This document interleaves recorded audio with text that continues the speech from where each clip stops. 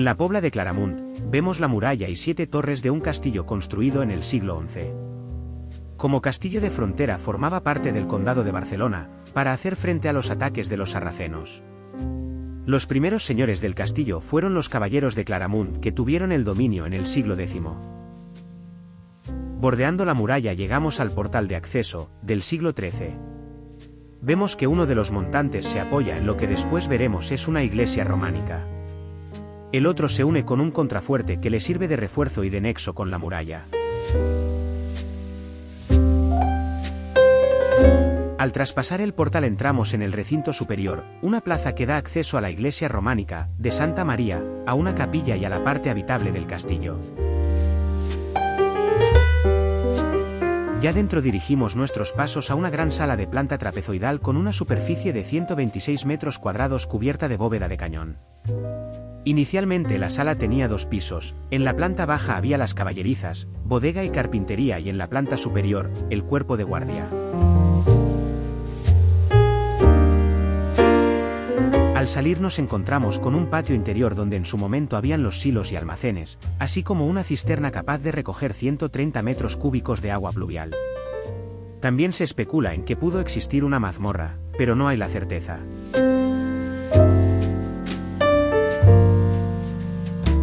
La inercia nos lleva a una torre cuadrada, que se construyó entre los siglos XIII y XIV, con varias aspilleras.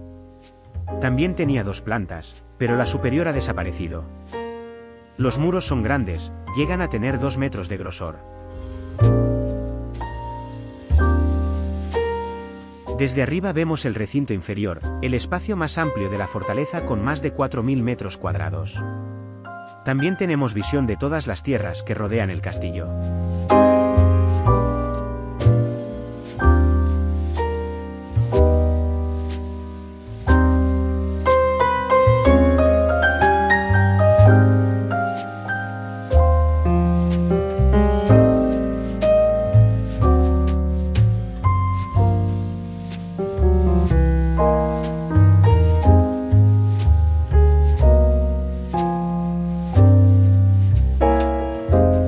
Una escalera moderna, de hierro, nos conduce al piso superior, inexistente también en el que ahora hay una terraza y allí tenemos la entrada a la torre maestra.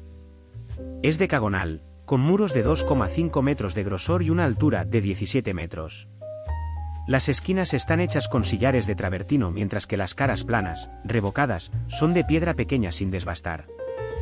Donde ahora hay un terrado, hace muchos años estaba ocupado por las estancias de los señores, acogiendo diversas cámaras, la cocina y la sala.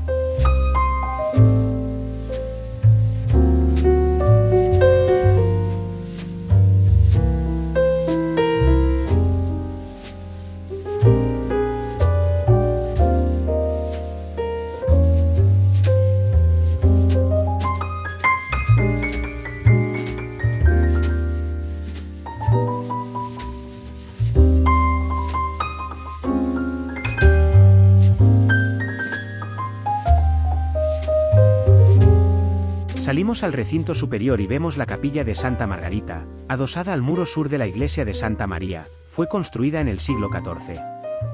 Es de una sola nave, rectangular, cubierta por una bóveda apuntada. El retablo que se puede ver está realizado por Jordi Alumà, en 1954.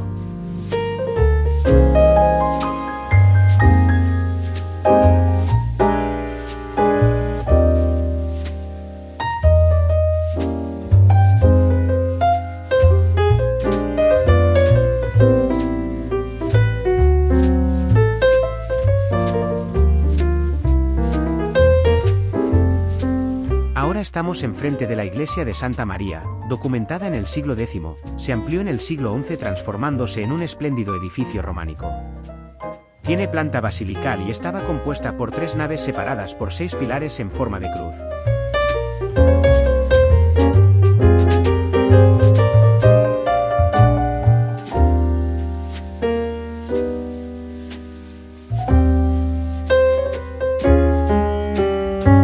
Desde una de sus aspilleras vemos la puerta por la que saldremos del recinto fortificado. Si quieres ver el plano del castillo, lo tienes a continuación.